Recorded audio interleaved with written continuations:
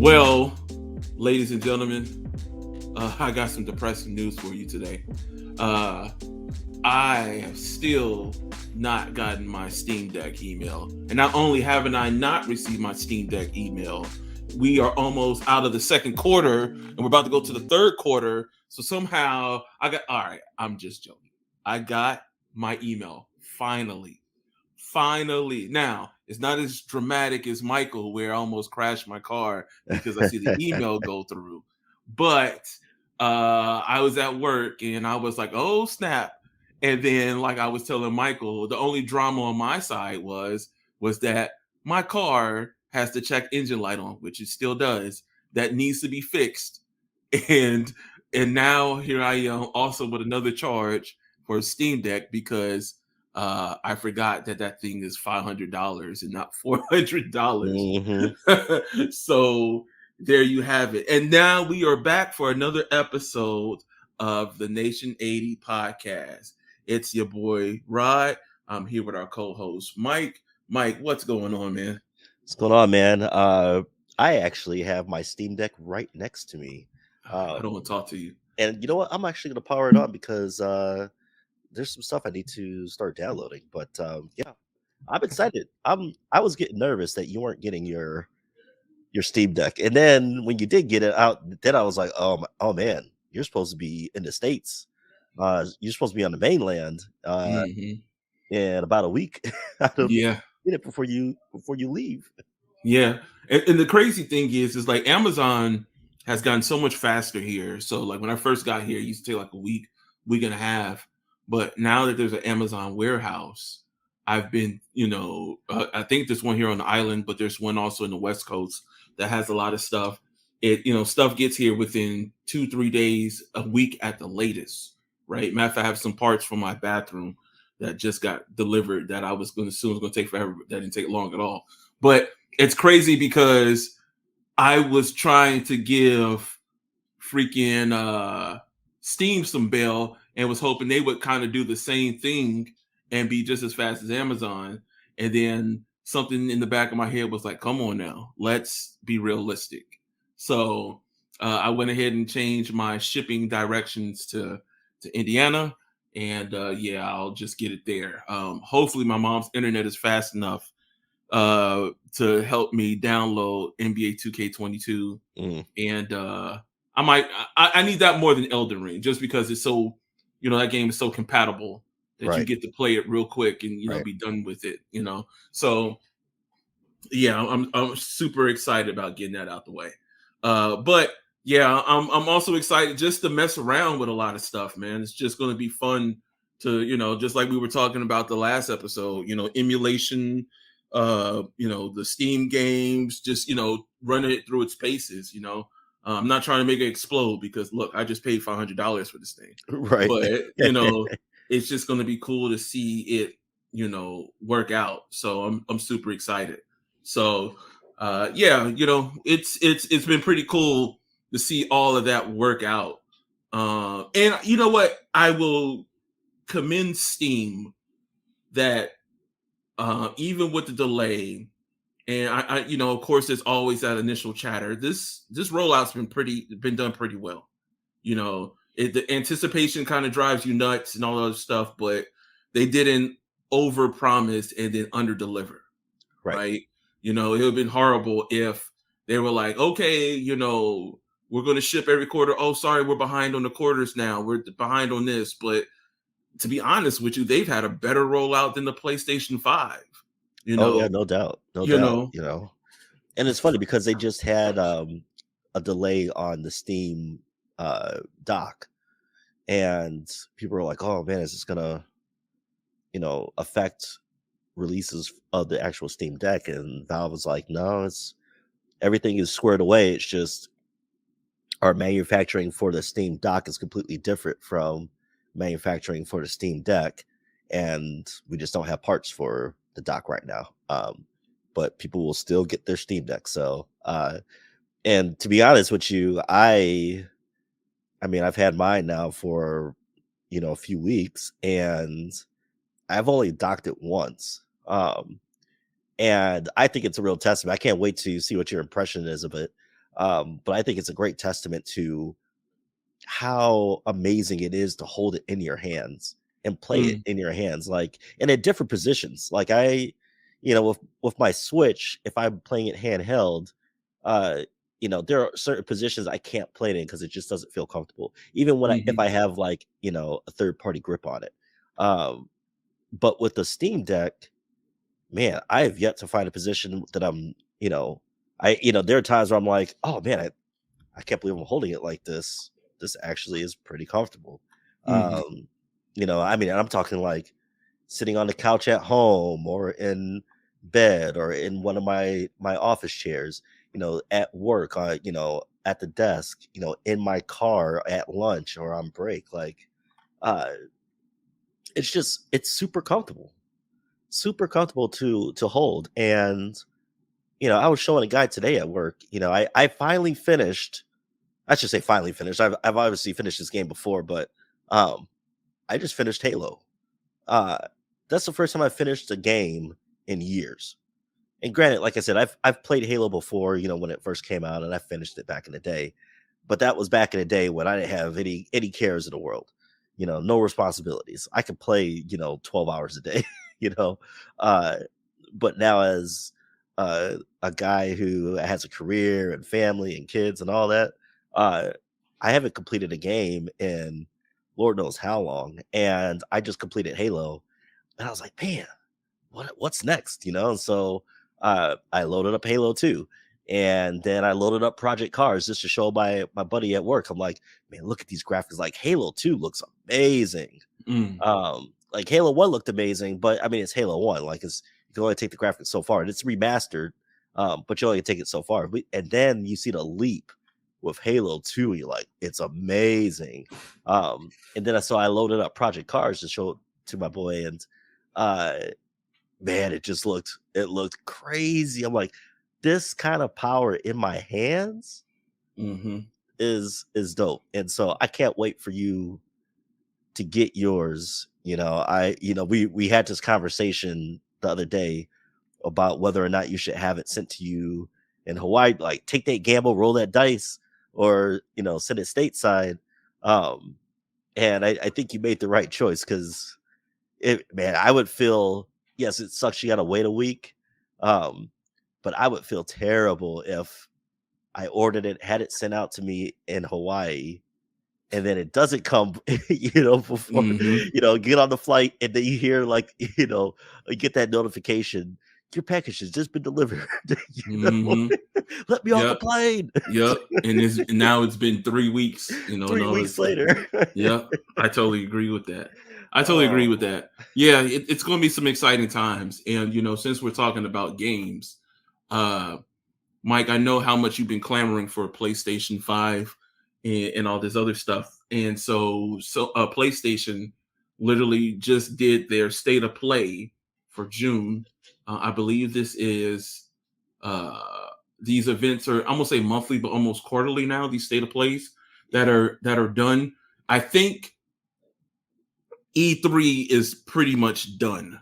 Oh, yeah. And Yeah. when I say that, like, I think hosting it in new ways through through Twitch and YouTube is going to take over instead of having to physically be there. Of course, they had to change up because of the pandemic, but even so, I think kind of the same thing we talked about San Diego back in the day, San Diego Comic Con. Hall H wasn't what it used to be. Now, I was not going to be one of those sleeping on the floor to catch a trailer for something, but that was a big portion of the excitement when you went to San Diego Comic Con, Hmm. was to be there to see the new up and coming superhero trailer. Like when Hmm. I went, it was Batman v Superman, which it's kind of weird to look at now because guess what? They released that trailer or was teaser a year before, 2 years before they even brought it out for people to see, which is kind of nuts. Hmm. If just thinking about it in that term, like it I don't know what they were thinking, but I digress. We could talk about that another time. But some of the things that came out of this, okay, so number one, as I was looking this up, there's an article out there now that I haven't looked too deep into, but they're about to start ramping up production of the PlayStation 5. Number one. Number two, Sony announced some games that are now coming out for not only the PlayStation, but PC. So we have Resident Evil 4 remake that's coming out. It's going to be for the PlayStation. It's coming March 23, 2023. This is according to Polygon.com. Spider-Man remastered coming to PC. Now, this is a big deal, and I'll talk about that in a second. Then we have a major update for Horizon Forbidden West coming out. I've heard none but great things about the game. I played the first one. I loved it. I can't wait to play the second one.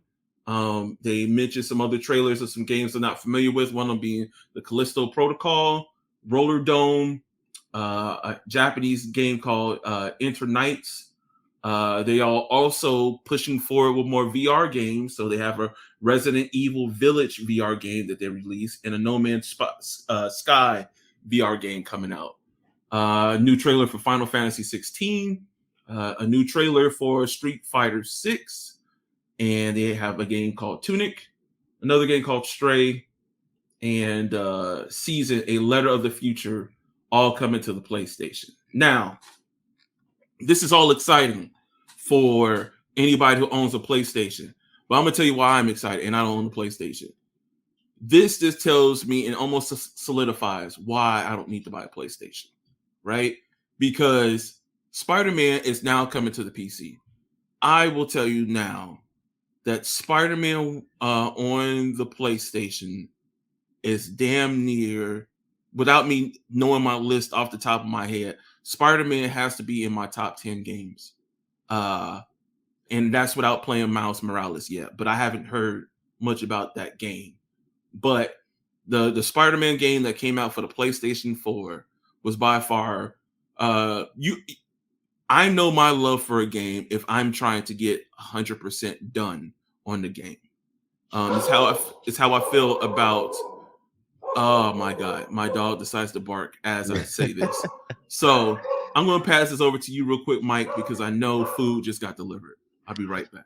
Yeah, so as Rodney mentioned, there are some huge releases for the PlayStation 5, and chief among them being the latest Final Fantasy game, which I haven't played Final Fantasy in such a long time, and they've gone away from the traditional turn-based action, and so now it's more real-time action, which I've always been a fan of. I've loved Final Fantasy. The only reason I never stuck with it was because it was turn-based, and I always felt like it should have been more real-time action oriented for this type of RPG game, and that's what it looks like here. And man, the trailers and the gameplay footage looked amazing.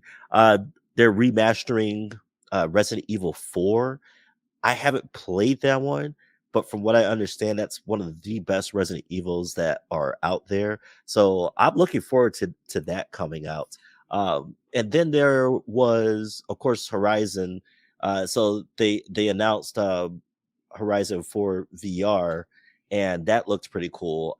They announced a lot of VR games, and they all looked really cool. The one issue that I've heard everybody talk about, and Sony did not give any attention to this during their state of play, was they didn't show off any hardware for the VR, and they didn't show off any pricing. People are speculating the pricing are going to be damn near the price of the PlayStation 5, which makes sense because to run these kind of games VR wise, it's going to take some significant hardware, and it's hardware that's going to have to be tethered to the PS5, and that's to keep the price down.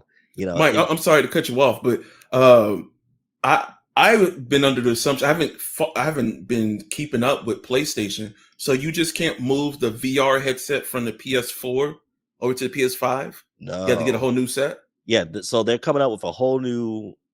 It's the PSVR 2 or whatever. So and the big issue that people are worried about is how much it's going to cost. And I've heard anywhere from $400 to $500. which is pretty much the same price as the PlayStation. So people are kind of worried about that. Like, So you need a PlayStation and you need the VR set.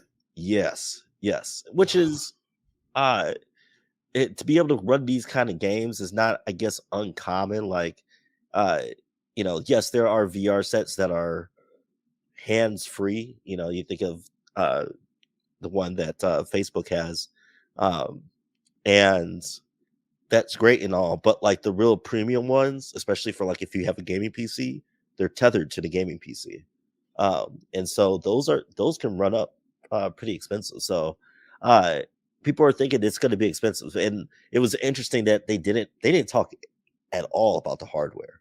Mm-hmm. And so I think to try to, it sounds like Sony is trying to be like, look at the kind of cool games we got. Um, so Resident Evil Village is one that people are kind of excited about. I never played that one. Um, and then the Horizon game looks pretty legit. And then No Man's Sky, that looks pretty legit. I actually haven't played that, but that's on my wish list for Steam. I'm really looking to get that actually. So I've heard with all the updates, it's a whole lot better than yeah, initially released. and that's what most people say. Like when it first came out, it was a mess, but now it looks like it's just everybody loves this. So yeah, State of Play had a lot of great announcements. The one that you had mentioned, I can't remember what it's called. The started with a C. Oh shoot. Let me see if I can bring it up because I think I closed out that article. Excuse me. Yeah, it was like it was a horror movie or horror game, and it's made from the creators of Dead Space. And so when I had seen it, at least the trailer part of it, and I guess it had gameplay footage for it. It looked crazy, and so I was like, man, this is a good game. This looks like it's gonna be a good game. I mean, it looks like a Dead Space game, and so they, from all accounts, it looks like Sony had a great state of play. And then yeah, new Street Fighter game. The Street Fighter game looked amazing.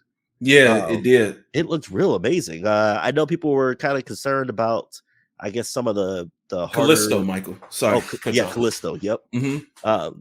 So that one's by the same people who did Dead Space.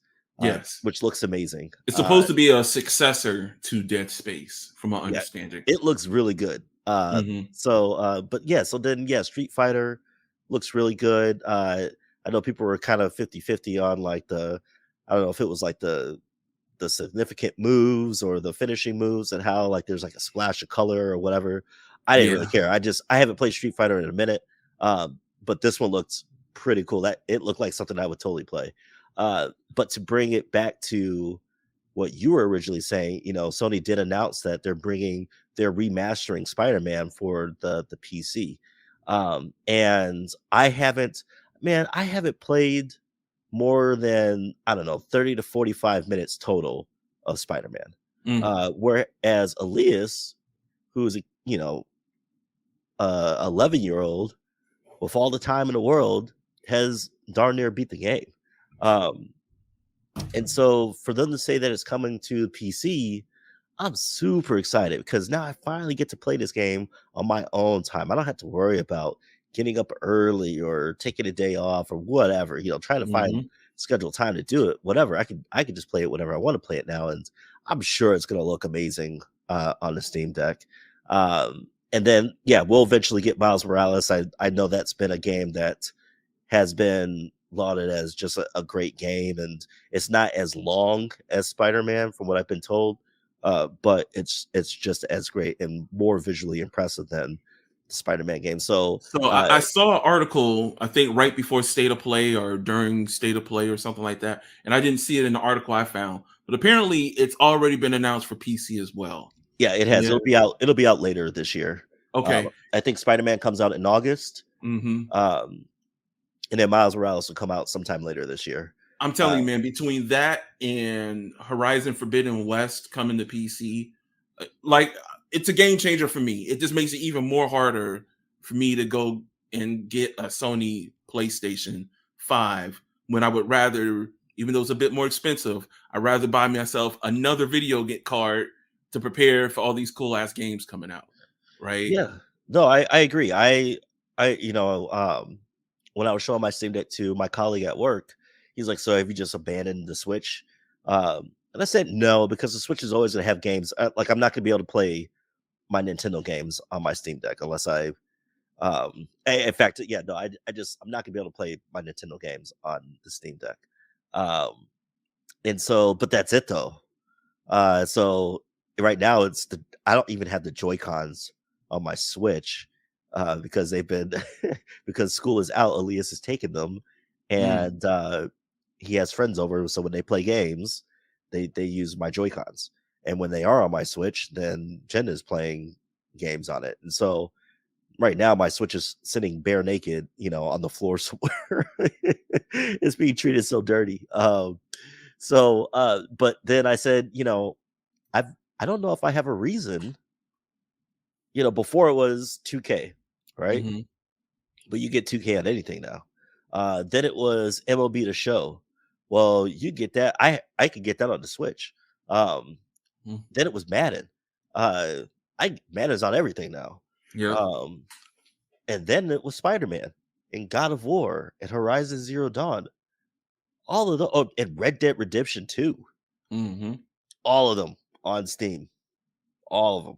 So then what's left? Last of Us, that'll come to. There was an article that came out about what was the future of Sony. And they basically said we're putting emphasis on PC games. Putting our games over to PC games. And they're gonna make so much money. They've made so much money off Spider-Man. Mm-hmm. They're gonna make that twice over on the PC side of it. How many people have been salivating to play Spider-Man? And then think about the modding community and what they're going to be able to do. Just the IPs alone that they have, like they put the one zombie game out there that didn't do well. I can't recall the name of it, but it got much more. I believe it got way more love on PC than it did PlayStation, right? And look, I understand it's no fault of PlayStation, but I wish they did more. But just the rollout of these PS5s, the money that people like me and you joked for a couple episodes, like, look, if this Steam Deck doesn't come out any soon, then someone else is about to get this $400 or $500, right? Right. And like I remember you talking. You were like, "Hey, that Xbox is calling me." Dude, I was close. Yep. So and so I think we all had, when the PlayStation first came out, that money kind of sat to the side for again a PlayStation, and then as chip shortages and bots and all these other things came to play, it was like, well, I guess I don't have this money for a PlayStation because I can't get my hands on one. So let me go put it somewhere else, whether that's upgrading your PC, buying an Xbox, when they buying a Nintendo Switch and a couple games, or whatever the case may be, you were able to do something with that instead. So, I think I'd say for the next year that they have to put those games on the PC just to kind of keep up. Because like, even though it might have been a small thing before the pandemic and Microsoft saying, hey, we're putting our games on PC, after the pandemic started and it was hard to get an Xbox, it became the greatest solution next, to none to kind of keep that name out there, right? Like, I don't do anything Xbox related except playing Game Pass, right? And and I don't even know if there's a reason to keep Game Pass anymore now. Yeah, there's that too, because Game Pass is really drying up, and they really need to go make some deals real quick if they want to keep me, because once the Steam Deck comes, there's not much I really need to play on Game Pass if they don't really start running through it. But the cool thing is, though, Game Pass I don't know if they still do. They had an agreement with EA, so all those games like Madden and so forth were all over there. And one of the other games, and Mike, you told me a lot about this game back in the day, was Star Wars Fallen Order. Yep. And if it wasn't for the spiders, you already would have beaten the game by now, and I don't think you put the mod on yet so that you can get away from it. But I have noticed that they have already announced that there will be a Star Wars. Oh, sorry. So I should mention earlier this week, or I think basically all this week, was the Star Wars Celebration event. Yep. And one of Yep. the things that came out of the event was Star Wars Jedi Survivor, which is going to be released, right? And it was teased, and it was supposedly going to make an appearance at E3 2022, and it didn't. And once again, this tells me that E3 is almost done because, you know, Disney has its own events. I don't know if you remember, Disney had Disney 23. Yeah. And they were putting all the Marvel stuff out there and stuff. But, you know, they trust me, they're going to transform it to be even more robust. And then Nintendo does their own thing. Sega does their own thing. Why in the world? Sony does theirs. Why in the world would you keep on going to E3 when you can control it however you so desire? Right? Yeah. And No, I get totally agree. Like it's pretty much gone. Everybody's doing their own thing. mhm. And I think it's better that way because everybody can, like you said, they can do whatever they want. You know, And you don't there's, have to dedicate just a short amount of time either. right. Hmm. You know, you have the Sony State of Play, and that's like pretty much the third party stuff. And then they have their big event, which is their first party stuff, because they didn't mention any. I think they only mentioned one first party game actually in this Hmm. State of Play. Everything else was third party. Um, but then that was the New Horizon shit. Everything else was third party. Yeah. Uh, but Nintendo does the same thing. They have a thing for just their indie games, and then they have a thing for their first party stuff. Microsoft does the same thing, and so like it's cool. I think it's better, when they do this. And I think one of the things I was really impressed with Sony and PlayStation was that they showed trailers, like the course, like the CGI trailers or whatever, but they Hmm. actually showed gameplay footage. Yeah. Because so often you see just these like trailers, and it's cool, it gets you hype. Like we saw, so for the Star Wars celebration for Star Wars Survivor, it was great. We saw a teaser trailer, uh and it got me hyped. It got me totally hype. Which, Hmm. by the way, I do have the mod. It's installed on my laptop, my gaming laptop. I'm going to see if I can get it installed on my Steam Deck. I know there's a way I can. I know there Oh, I'm is. sure. I'm sure. Um, So, real quick, let's go down the list of stuff that was announced, and we're going to mainly hit up on a lot of Star Wars stuff now, just because all the things that were announced during this celebration. So we have Star Wars Hunters, which is coming out for Nintendo Switch, Android in 2022. Star Wars Hunters is a new team-based multiplayer game coming to mobile and Switch sometime 2022. oh, I seen the Uh, trailer for that. Yeah, it looked interesting.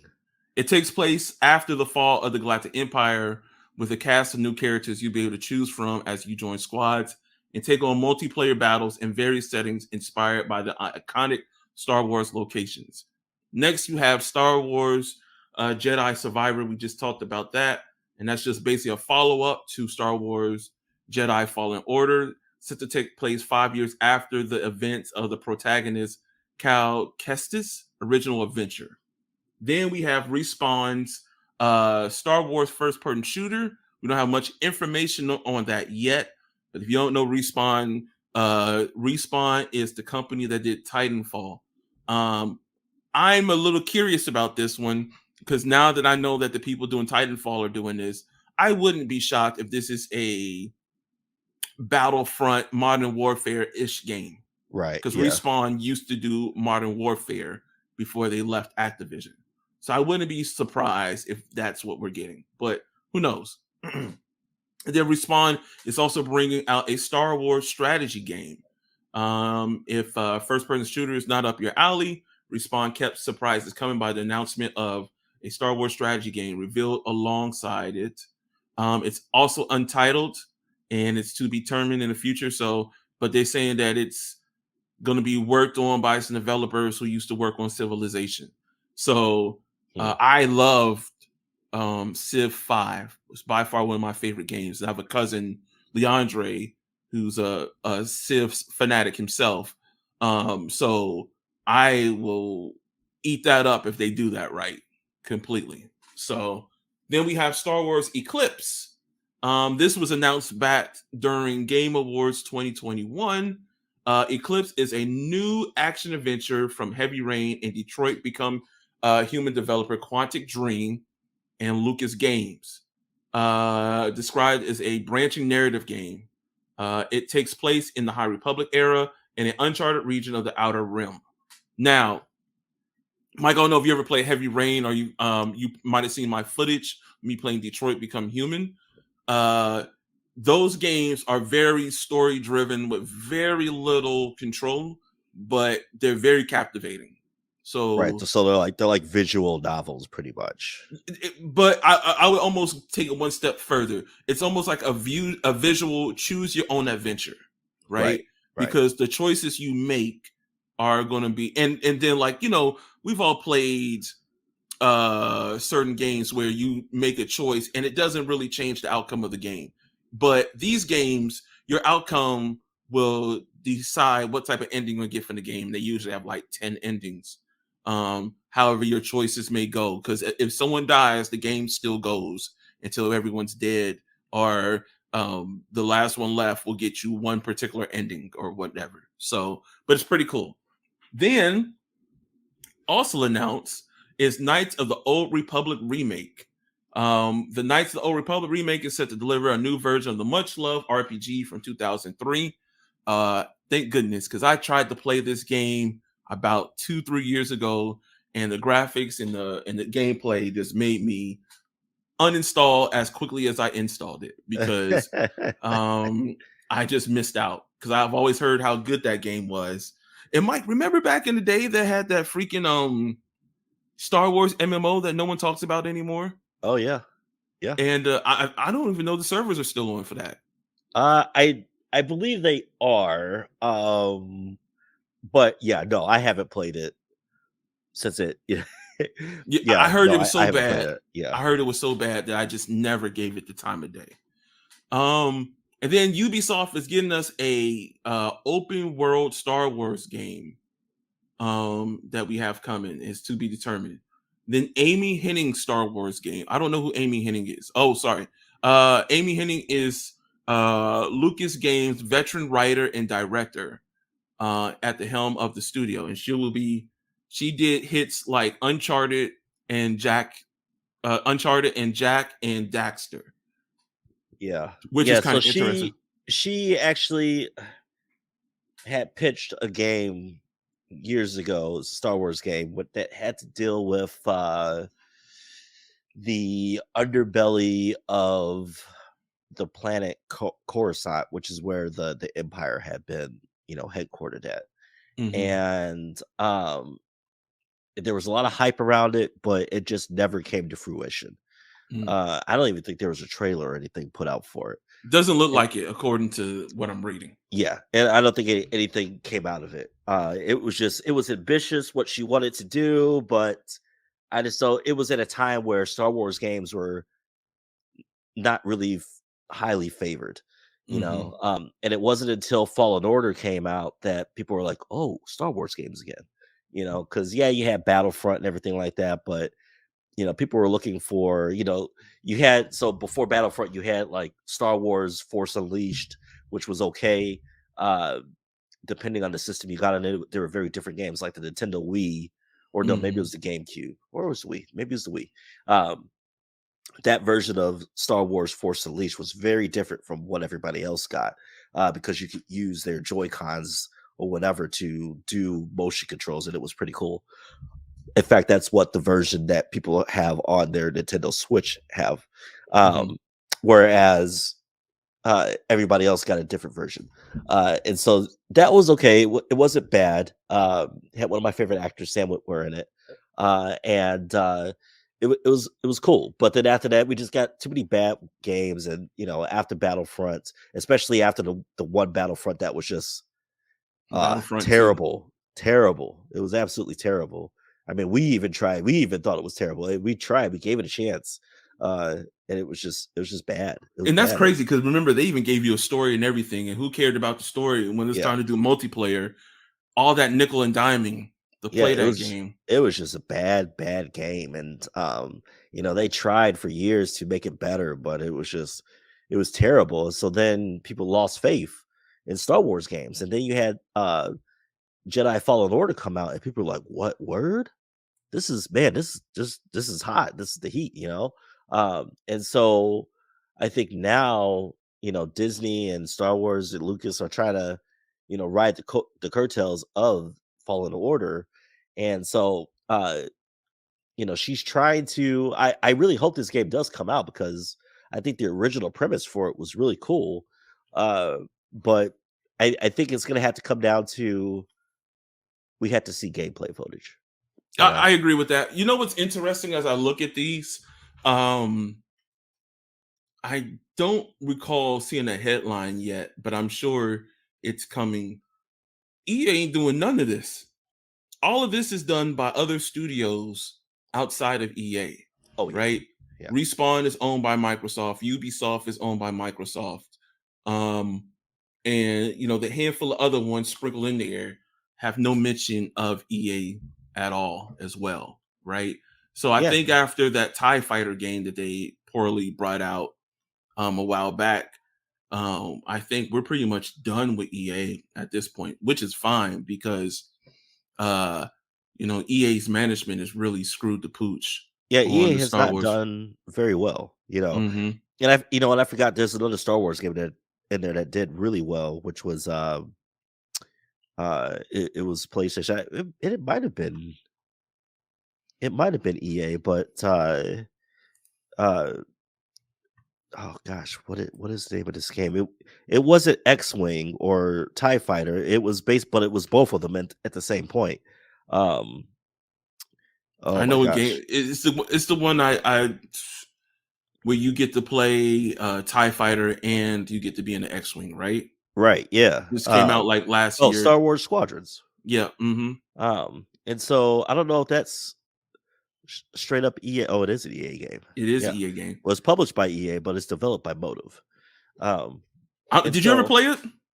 no, but it's on my wish list. I'll go into that later because I have a whole wish. I had 34 items in Steam for my wish list right now. Mike, I will say to you right now, don't bother. No? I was not a fan at all. Oh. Now maybe it's just me and maybe it's not my type of game. I know how you like Ace Combat, so I Hmm. feel like it would work for you. But I played it on Game Pass and I think I got to use the controller and the controls were so confusing and then it just seemed like I could never get a good control of my TIE fighter Huh. that after I got like past the first level, I was like, okay, I'm done. Thanks. This was fun. I won't be returning anytime soon. Now, again, I could be wrong because the complaints I heard was the game was short, but Right. I can't really. Maybe it's just again me on that one. Well, So it is mainly meant to be a multiplayer game. mhm. And so it's really I feel like it's really meant to be Battlefront, but it's just starfighters. Yeah, exactly, Yeah. exactly. Yeah. So, what I'm going to do here is I'm going to keep on going through because I wanted to get your opinion as our resident Star Wars fan because there's a lot of Star Wars stuff coming out, and then I just Mhm. want to get your opinion of it as a whole to see, as far as the direction and stuff like that. Okay. All right. So, also the things that came out of this celebration was a whole bunch of TV shows, right? Yep. So as you already know, we got Star Wars Obi-Wan Kenobi. I saw the first episode, really enjoyed it. Yep. Star Wars Andor TV series, which is coming out in August. Yep. Tales of the Jedi animated TV series, which is coming out in the fall. The new season of Bad Batch Star Wars is coming out in the fall. Oh, The trailer was just recently released. The Mandalorian season 3 is coming out in February. Young Jedi Adventures animated TV series spring 23. Star Wars Visions Volume 2 spring 23. Star Wars Ahsoka TV series 2023. Star Wars Skeleton Crew, formerly known as Grammar Rodeo, I don't know what that is. TV series 2023. Star Wars: The Acolyte TV series to be determined. The Lando TV series in development. This was big news. The director of Thor: Love and Thunder has been given keys to the next Star Wars movie done by Taika Waititi. Yep. That's in development. Dude, he's been in everything. Yeah, man. Man. I must admit, as much as he's been spread around, he's been killing it. Yep. He's been killing it. Star Wars Rogue Squadron movie is in development. The Book of Boba Fett season 2 status is unknown. Kevin Feige Star Wars movie. Oh wow. Status is unknown.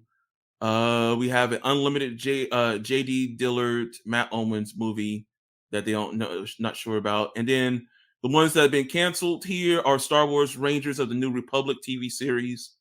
Ryan Johnson's Star Wars trilogy has been canceled, and David Benoff's DB Weiss Star Wars movie has been canceled. Yeah, that was a lot. A lot. Yeah, that Star Wars Rangers one, that was the one where they were gonna feature your girl I can't remember her name, but she was from The Mandalorian. Gina Carano. Gina Carano. And after her quote unquote controversial stuff, that's why it got canceled, unfortunately. Gotcha. Unfortunately, we're in a day and age where I don't want to get political or anything like that, but like it's people have opinions, they put them online, and not that she had like crazy stuff that was really bad, but people didn't agree with it. They went to social media and Disney fired her for it. And I don't necessarily agree with it. I don't even agree with her opinions, but I loved her character. I loved what she did for Mandalorian. And I would have loved to see her in Rangers. But unfortunately, because of that, we're not going to get that show. It's interesting you say, and I'm just going off of just what I've heard, but I was hearing so much beef just because of her acting skills, even before the social media stuff. I mean, people have always, she had actually starred in a movie way back, and the action movie you talking about? Yeah, it was kind of like a Jason Bourne type movie. Yeah, I remember. And they voiced over her voice in that movie. But she's a UFC fighter, she's like, it's like an athlete, athletes aren't the greatest actors, but I thought she did great in Mandalorian. Everybody thought she did great in Mandalorian. But because of stuff that she put online, it just, people got upset about it. So, and unfortunately, we're at that time of age where you say something wrong and then, the people start talking, and then you're going to get fired for it. And now that project's gone. But to some of the stuff that you announced, so Andor, man, I am excited for it. I saw the trailer for that one. Oh yeah. So Andor is it's another prequel. I hate to say it, but it is another prequel. But it's some good storytelling, I think, that's going to be. So Andor is going to be the guy who was from the Star Wars movie Rogue One. Okay. And so he's getting his own TV show. I think it looks great. I think it's going to fill in some gaps. I think kind of what's going on here is that Star Wars is finding success in the TV shows as opposed to the movies. Okay, the movies, the last batch of movies, the last trilogy of movies, for me initially were great. When I think about them in the end, I mean, average, I guess. Nothing groundbreaking. But the TV shows have been amazing, and I think with Andor, we're gonna get something great. Tales of the Jedi, that'll be interesting. Bad Batch, I love the first season. Actually, just finished watching the first season. I can't wait, man. Bad Batch, Dave Filoni, man, he's been the guy. So you have Kevin Feige, who's the guy for Marvel and MCU, whatever. Him and oh God, I can't think of his name now, but your boy from Iron Man, who does everything.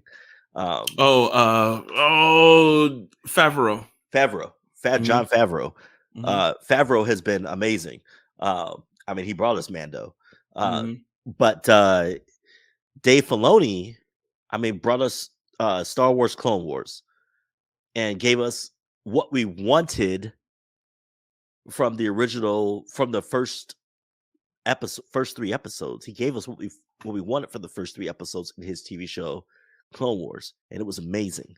And then we had Rebels, and then we had Bad Batch, and now Bad Batch season 2. Oh man, I can't wait.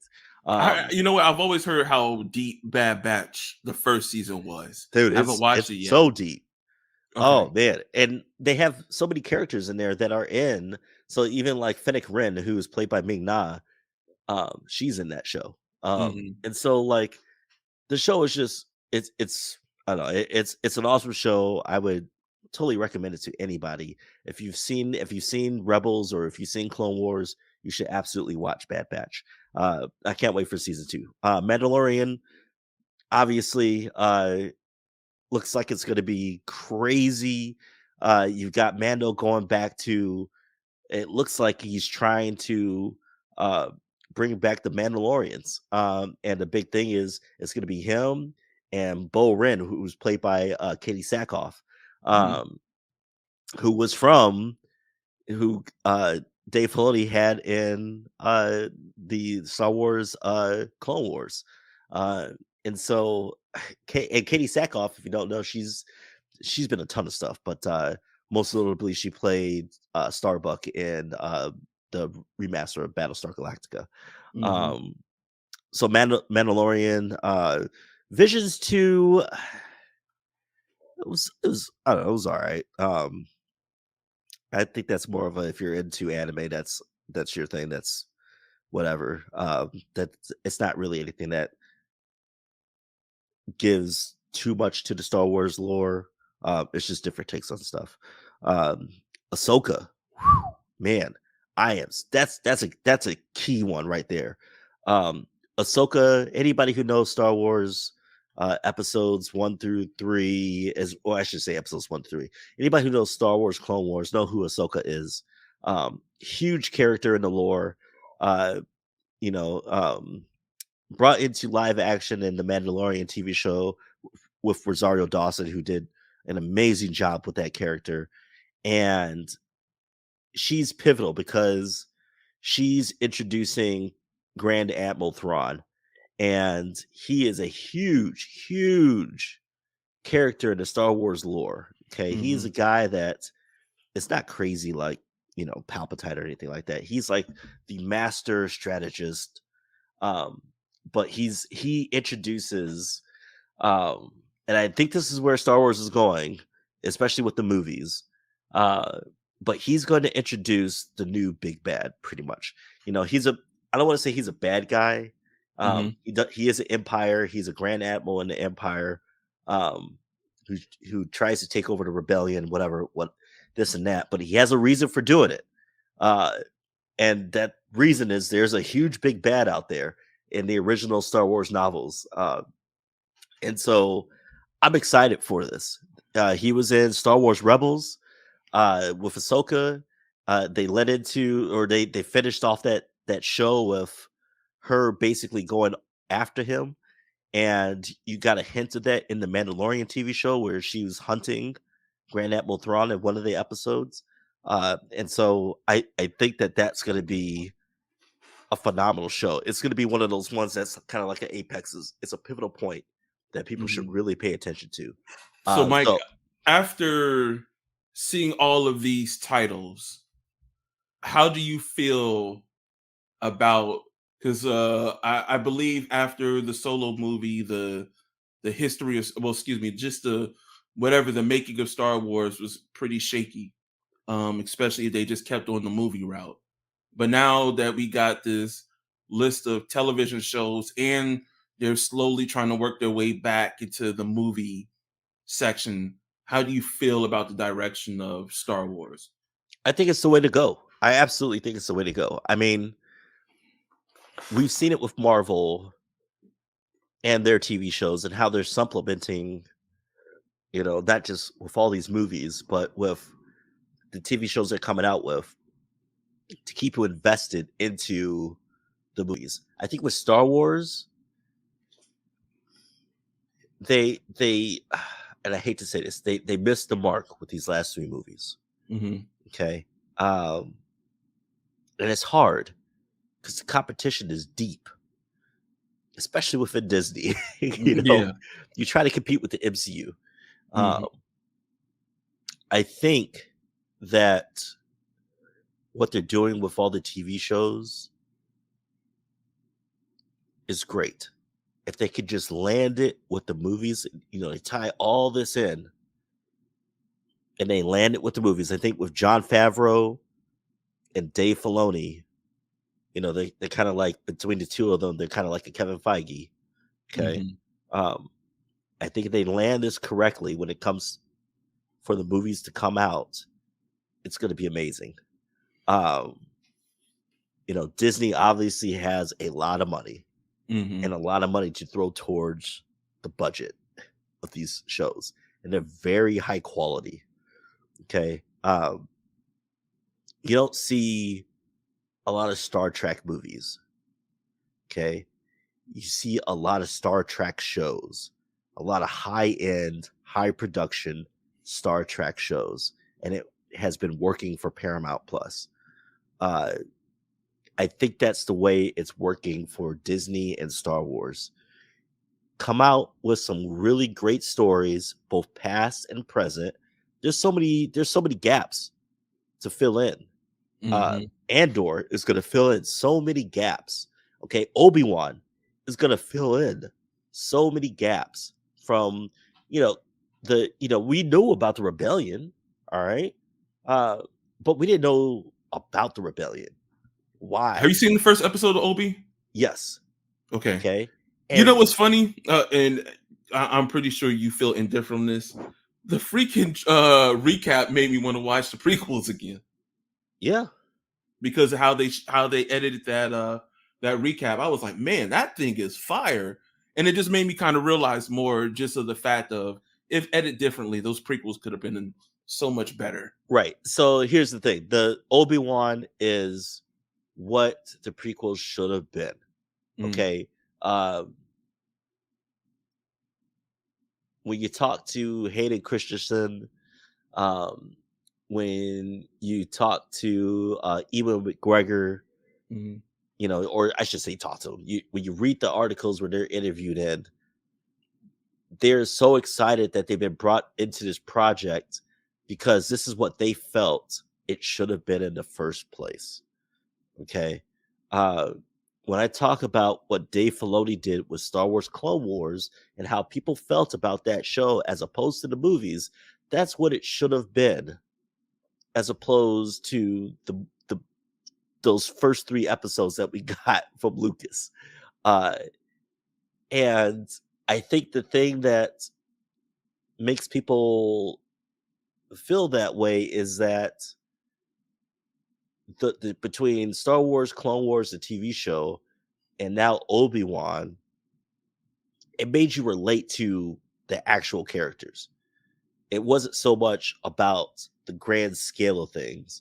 It was about what's going down at the ground level. And I think people could relate to that more than what Lucas had put out. And it was just this big old, CGI extravaganza, big battles and sound effects and whatever.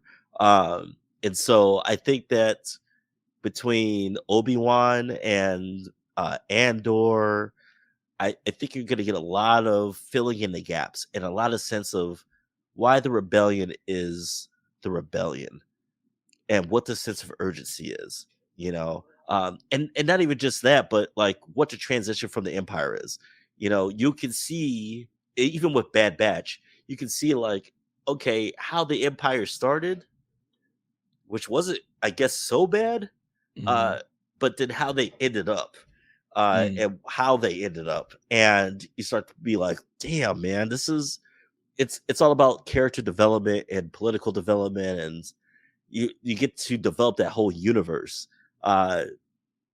which you didn't get from those first 3 episodes of the movies. So I think Mhm. with all these TV shows, you're getting all this story, back history, and a sense of, okay, now I understand what's really going on.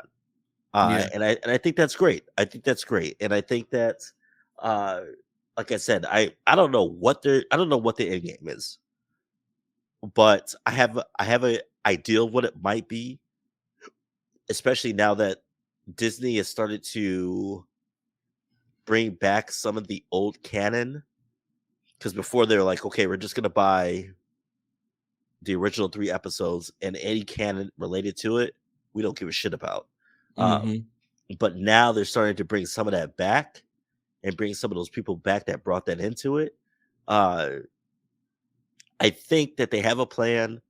I think that all these TV shows are going to lead up to some great movies. I hope to some great movies.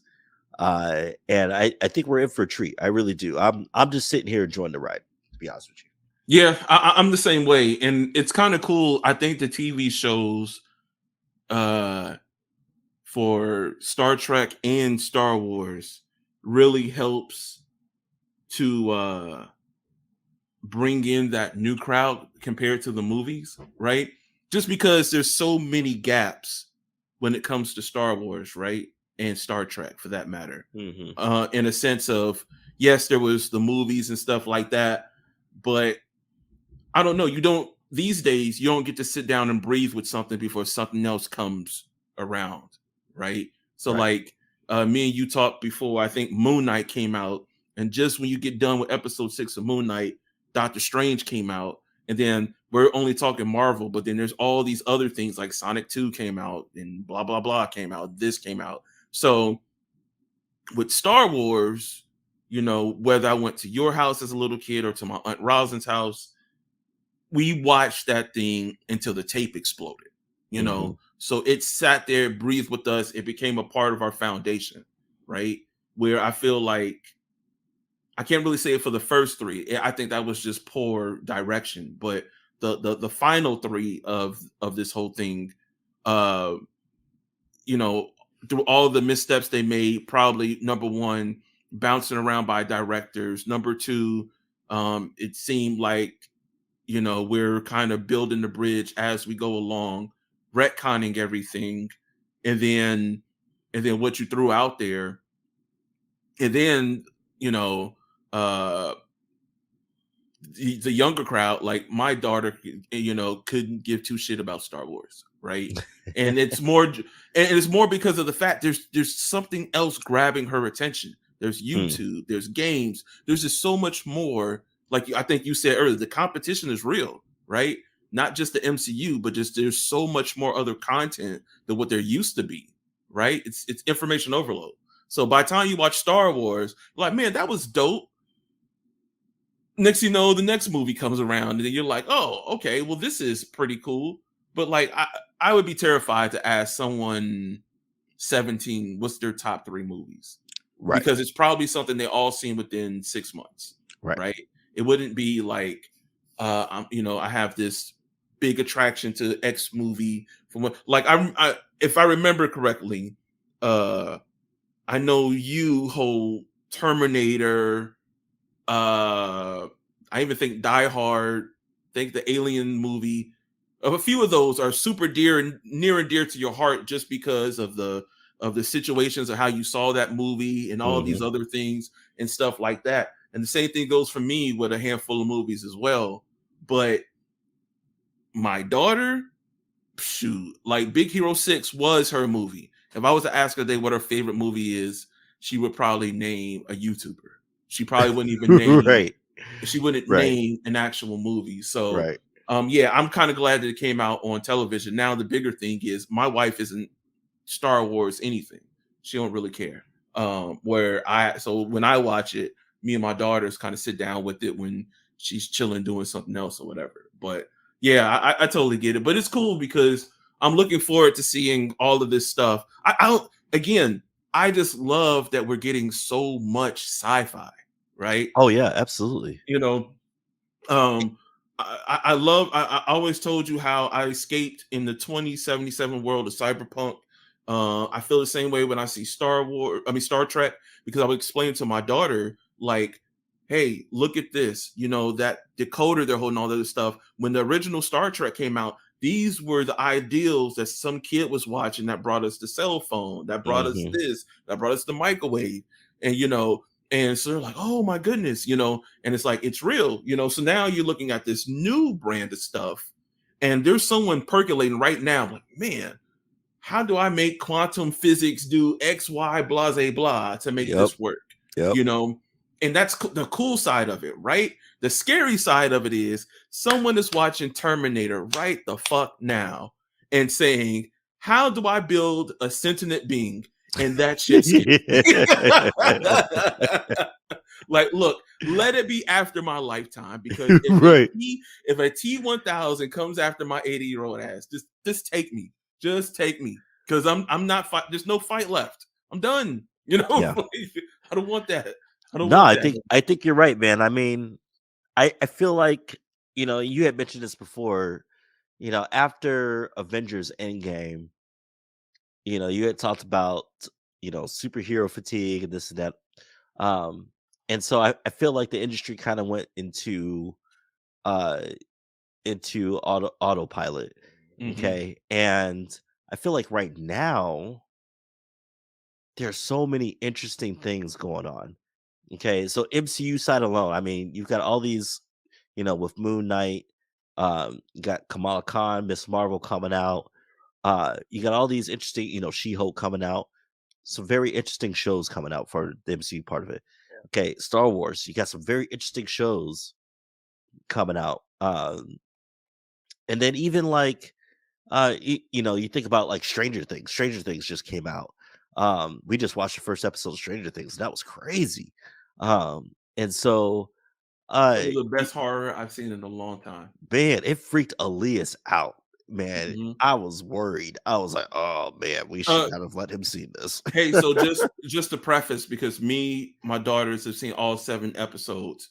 There's some pretty wild stuff coming. So, in the sense of, if you saw the ending of episode 1, right? There's a Yeah. whole lot more of that coming, and Yeah. the Demigorgon is going that they do show is going to get a bit wild too. So, just for the sake of his well-being, I just want to give you a heads up. Yeah, no, I gave him a heads up before because people were like, "Man, you should watch the first episode before you show Elias because there's some crazy stuff that goes on."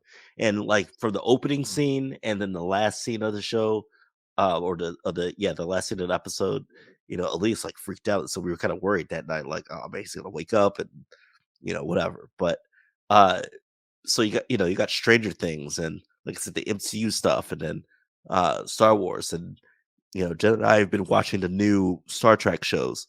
Um, and so there's so much out there right now that is so appealing, and there's so much to come that I'm super excited. I feel like we're off the autopilot, off the formula, and Mm-hmm. there's a lot of stuff to pay attention to. I still haven't seen the Doctor Strange movie, and I know I've been on embargo. I know there's some wild stuff that's happened, Mm-hmm.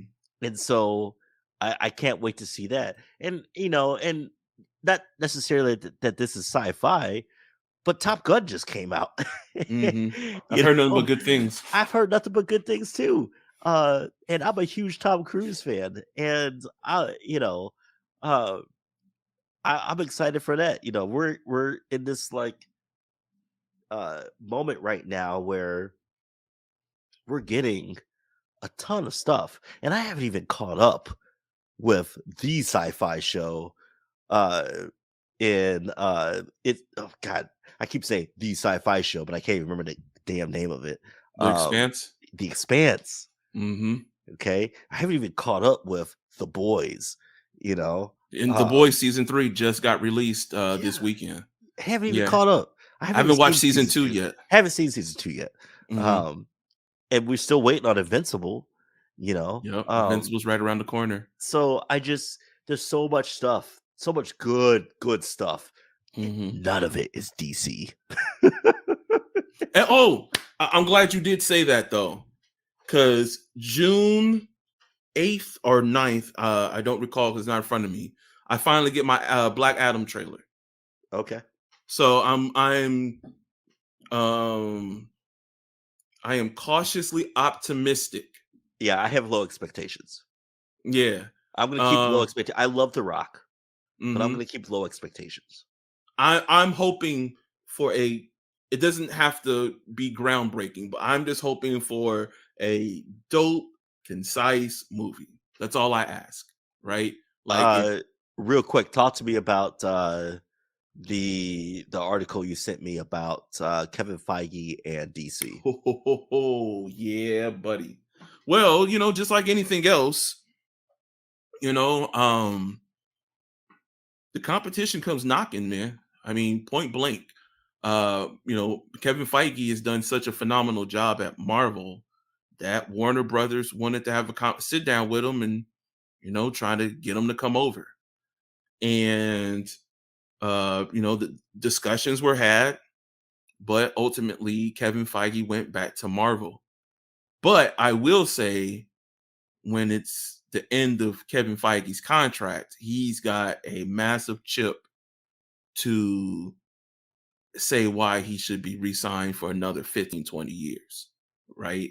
Because of the fact that look, no matter how you felt about it, that Suicide Squad movie that came out from James Gunn kind of opened up with that, and the Peacemaker show kind of opened up the door of how DC could start to turn things around.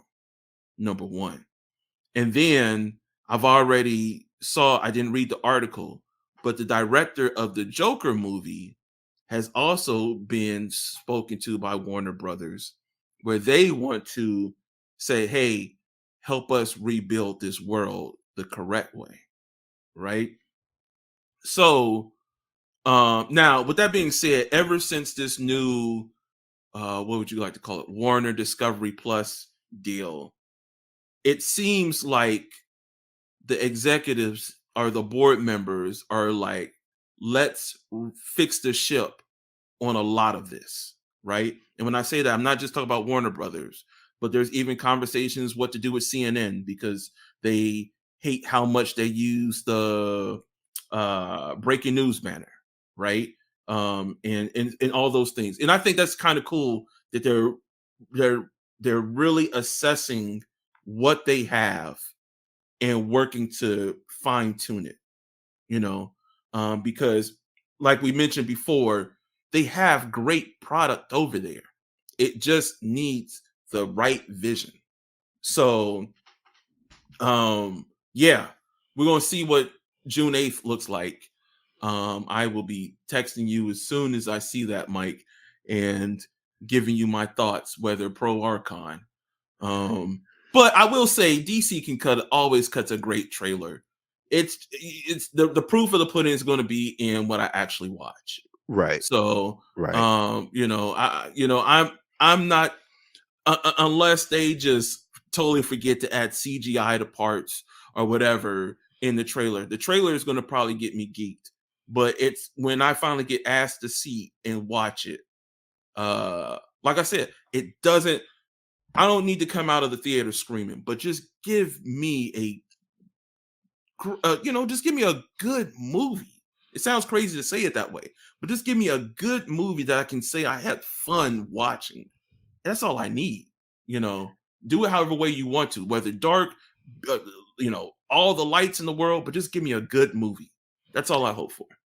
Yeah, I think that article kind of highlights DC's main issue is that they don't have a clear, concise leadership on where the direction of the franchise should go.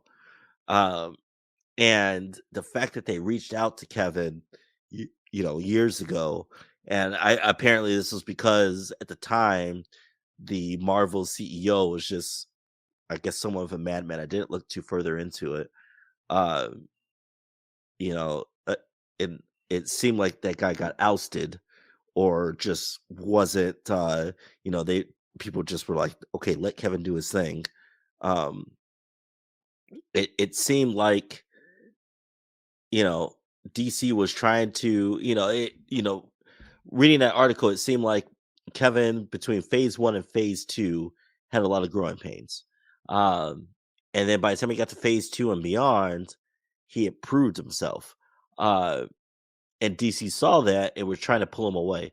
And you know, I think it's very telling that DC knew they didn't have anybody that they could turn to that had that kind of leadership, which is crazy because they employ people like Jeff Johns. Um, and Jeff Johns is not somebody that's insignificant, you know, uh, from at least the comic book aspect of DC. Jeff Johns is the man. But when you try to put it to the movie aspect of it, I guess he just didn't have it had it where it counted. And so it looks like DC and Warner and Discovery are trying to find somebody like a Kevin Feige, which is going to be few and far between. There's few and far between people like Kevin Feige. Okay. And so, That is true. I'm so it was interesting to read that article because, man, it seemed like we were a breath away from losing Kevin and Mm-hmm. having a very different MCU. Mm-hmm. Uh, and it seemed like the very different MCU would have been what DC is doing now. Mm-hmm. Uh, but through some kind of miracle, magic, whatever, Kevin was able to rally people and be like, look, no, if we do this, it's going to end up like DC. Um, trust me, follow me, uh, have faith in me, and I will lead you to the promised land. And they did. And now we have this Marvel MCU craziness, the formula that people call it. Yep. Um, and that's what we have. And now DC is stuck in limbo. They're Mm-hmm. trying to figure out, let's say Black Adam does great. All right. What do you do with Black Adam after that? you know, Mm-hmm. how do you fit that in with, like you said, the second, the James Gunn, I should say the second, but the James Gunn Suicide Squad and the Peacemaker TV show. And Okay. you're still trying to get rid of the old Justice League, pretty Right. much. Right. So And I didn't read the article, but I just saw a headline where they were talking about, you know, um, DC has been so up and down with Superman and Henry Cavill. But now they're like, oh, we're gonna scrap all the projects that we're gonna do without Henry Cavill just to get him back to come and do Superman again. Uh, and so it's like, oh, okay. I love Henry Cavill. I loved him as Superman. Um, but y'all got to figure out something to do, man. Y'all need a leader. You need and a y'all wasting leader. time. Y'all Yeah, wasting a lot of time because I mean these are still humans. They still have their own projects they want to do. right. I We mean, Henry talked tried to before. do what's the show on Netflix? Witcher. Witcher. Yep, and that's a You great know, show that I haven't finished of many shows. of many Right. shows. He does great. He does great in that. That's a guy Yeah. that's passionate about that character. He's a fucking Yeah. nerd like us. Hmm. Like he is passionate about it. So I don't know. I applaud the leadership and what they want to accomplish. Hmm. I just think that they don't know how to do it. Well, I think the bigger thing is now is at least Warner Brothers shouldn't be exchanging hands anytime soon again. Right. So now I really hope the ability to sit there and really iron things out and make these things profitable and trim the fat. I'm looking at you, CNN Plus, are all out of there, so you can try to rebuild it the way that you want to do. Well, not the way you want to do, but just in a more better way to make this more of a profitable organization. Because DC is behind the curve a lot Hmm. in my book, Hmm. and I don't like seeing them there at all. I really want to see them be better than they currently are. Yeah, they got But so much anyway, great oh, go ahead. stuff. Yeah, They yeah, got so much great stuff. yeah, yeah. So anyway, that is another episode of the Nation80 podcast.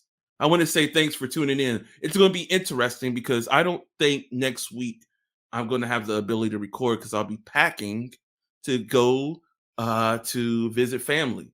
So maybe we'll try to work something out so we can get an early episode accomplished. Or maybe we might even try to piece an episode together this time compared to how horrific it went last time. Well, But and maybe even try to do a live episode where we're actually in the same place. and that too, and that too. There's some things to iron out, but I think we can possibly make this happen. Fingers crossed. Fingers crossed. Right. But Mike, do you have anything before we head out? So speaking of the Steam Deck, I'm gonna run through this list real quick because there's so much. There's so much potential. I am first and foremost, my next project is going to be to get my emulators onto Steam Deck. And Steam Deck has made it simple for me because they put RetroArch on Steam Deck.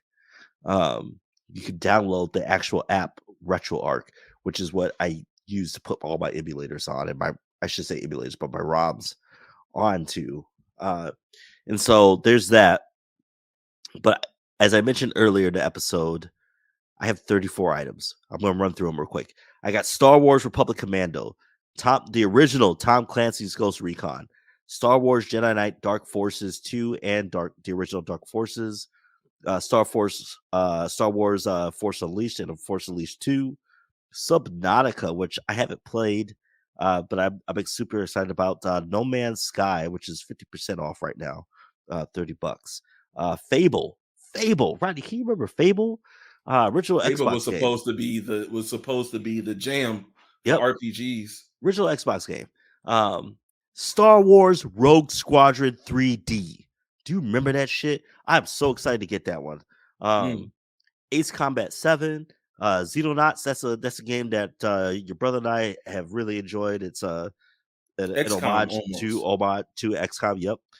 Total War Warhammer 2, Wolfenstein 2 New Colossus, Shadow of the Tomb Raider Definitive Edition, Destroy All Humans, Control Ultimate Edition PlayStation game, XCOM Chimera Squad, the original Star Wars Battlefront, 2004, Horizon Zero Dawn, of course, Red Dead Redemption 2, Star Wars Squadron, Battlefield 5, Elden Ring, Deathloop, Crisis 3, Mass Effect, Teenage Mutant Ninja Turtles Shredder's Revenge, which is coming soon, sometime this summer, Madden, NFL 22, Forza Horizon 5.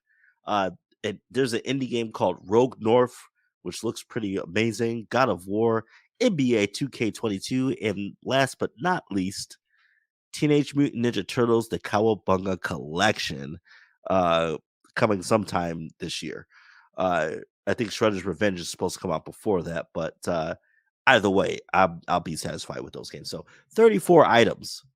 The most expensive one, I believe, is looks like Red Dead Redemption 2 and Elden Ring. Red Dead Redemption 2, Elden Ring, and Deathloop. All PlayStation games. We talked about this earlier. Been dropping. I think they just had a sale for it last week, and it's almost hitting my price point. And with that being said, it's not that the game is bad. It's just that you get these kind of sales. Sales that I could not get on Nintendo Switch. Yeah. So I'm excited for these. I think out of the AAA games that I'm going to get that's on sale, right? Oh, I said Mass Effect Legendary Edition. It's on sale. It's normally a $60 game. I might get that. I don't know. But I mean, Madden, Forza, 2K22 is $32 right now. It's on sale, $32. So, there's just so much. So much. I don't even know what to do. But I just want to put those out there as kind of perspective of the kind of stuff. I already have over 100 games Mm-hmm. on Steam. These are 34 items on my wish list. Most of these are under $30. Man, that Star Wars Rogue Squadron 3D. I mean, that's nostalgia. That's I don't believe I ever played that.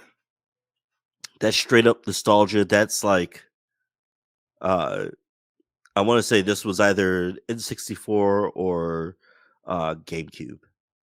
Um, straight nostalgia for me, at least. I'm super excited. So, I can't wait for you to get your Steam Deck. There's so much stuff. I have Command and Conquer on my Steam Deck. I haven't played that in ages. Yeah, I'm still trying to figure that one out. Elden Ring, I might just give in and get that one just because I feel like I'm the last kid on the block to get that one. But it's a verified game on the Steam Deck. Yeah, I've been watching it. I can't wait to play it again on Steam Deck. I will say that as this last part of it, and I know I've talked to you earlier about this, a few accessories to get, of course, micro SD card. If I had to do it over again, I would have gotten the cheapest Steam Deck and just got a lot of SD cards because they're that cheap. Yeah. And then, so SD cards and then a power bank. Right now I have a 20 watt, 26,000 milliamp power bank, which is great, but I can't play my Steam Deck and charge at the same time with this power bank. Okay. If I want to do that, I've got to have at least 45 watts. And that's expensive. Yeah. Okay. Like I said, I got to look at mine and see, because I don't recall which ones are mine, and make that happen. Yeah, I'm talking like at least $100. Like mine was 70. Okay, and that was for a 26 milliamp. Okay, that's enough to charge the Steam Deck. Not playing it, at least 10, 11 times. Just not while playing it. It reduces how much I could play it with a better power bank on there. But I deliberately tried that today at lunch because I was down to like 20% playing Halo and didn't have this game, and it was like low speed powering. I was like, oh no. So yes, power bank, micro SD card are pretty much the only things that you need. And then, like I said, if you're going to dock it, any USB-C dock or hub should do. Yeah. And then a nice stand, whatever. My Xbox controller has worked perfectly for it. Headphones, Bluetooth headphones, you're gonna have to do some research on, because there is a latency issue. So, but you could also hardwire with the 3.0mm or whatever jack. So with that said, I can't wait till you get yours. I want to try the multiplayer out. I can't wait till we get Teenage Mutant Ninja Turtles, because I'm going to want to play that with you. There'll probably be a bunch of games that we're going to have to do and put some gameplay footage on this channel. But man, I can't wait. I can't wait till you get yours, man. You're gonna love it. I've been wanting to go to D Brand and get a skin, but I'm like, I don't know. We'll see. Hey, you might as well wait, because I'm sure there's a whole bunch more stuff coming down the pipe. So no doubt. Either way. But Mike, why don't you go ahead and close us out for today? All right, everybody. That's it for this show, episode number 17 of the Nation80 podcast. As always, click that like button. And if you have something that you want us to talk about, be sure to comment in the section below. This is Mike. That is Rodney, our host. And keep your imagination up. We'll see you in the next one.